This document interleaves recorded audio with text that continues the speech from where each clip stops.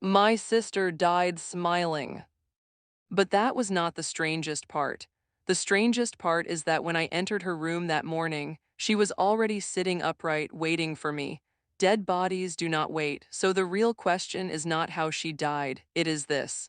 Why did she look relieved to see me, as if I had finally arrived on time for something I had already done? They called it fever, a natural illness that spread quietly through her body until it stopped. The doctor wrote it down with clean hands and no hesitation. Natural death, no evidence of foul play.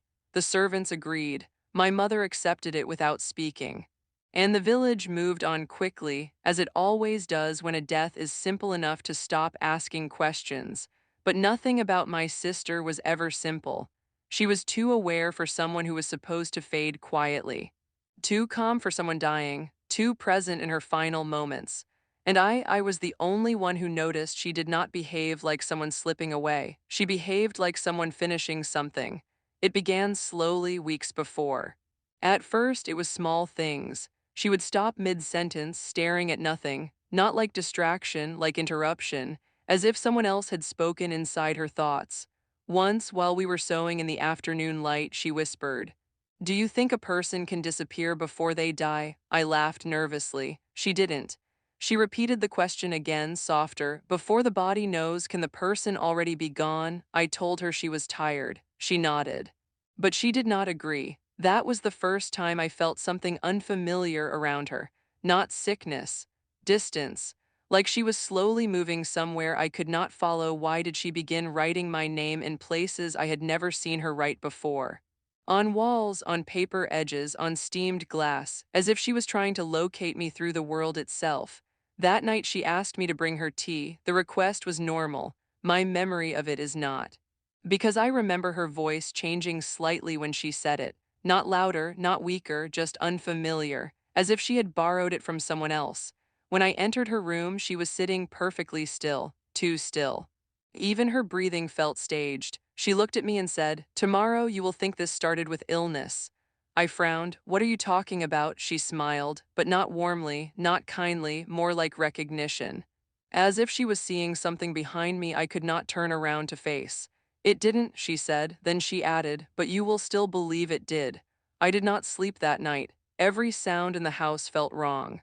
The wind against the window sounded like footsteps moving through walls. Around midnight I heard her walking, but when I checked her room she was lying in bed. Eyes open, not asleep, not awake, something in between. She looked at me and whispered, "If I ask you something tomorrow, don't answer too quickly." I asked her what she meant. She turned away and said nothing else. If she was already sick, why did she look more alert than me? The morning of her death, the air that morning felt heavy. Not peaceful, heavy, like the house itself was holding breath. When I entered her room, I stopped immediately. She was not lying down, she was sitting upright, waiting, fully dressed. Her hair perfectly arranged, as if someone had prepared her for an appointment. She looked at me and said, "You're late." I froze. "Late for what?" I asked. She tilted her head slightly, not confused, disappointed. "You always arrive after it begins," she said. Her hand moved slowly toward the table beside her bed. On it was a cup. Empty, cold, but still steaming slightly. Impossible. I stepped back. "What did you drink?" I asked. She didn't answer immediately. Instead, she said something worse. "You made it."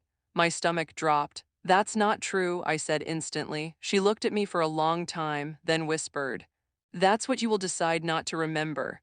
Why do I remember holding the cup but not pouring anything into it? She leaned back slightly, not collapsing, not struggling, just releasing. Like a decision had already been completed somewhere else.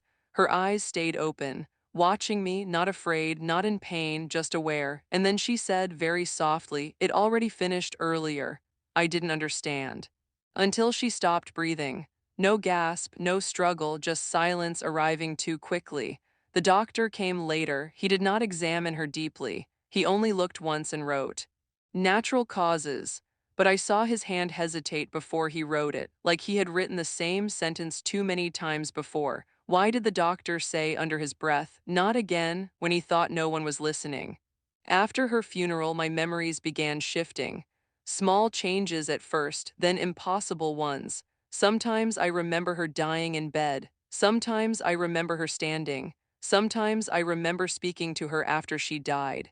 And once I remembered her thanking me, but I cannot tell if that memory belongs to me or something pretending to be me. Years later, I found a page hidden in the doctor's old records. Only one line. Subject retains awareness after clinical death onset. Clinical death onset, not death itself, the beginning of it, meaning something in her did not stop when her body stopped. It continued for a short time, and during that time it spoke. Not to me, through me, because I now understand something I refused to see. I was not poisoning her, I was not saving her. I was participating in something I did not recognize, a cycle, a repetition. A pattern the doctor had seen before. He was not treating illness. He was documenting transitions between awareness states, between identities, between what is human and what briefly replaces it. My sister did not die because of fever.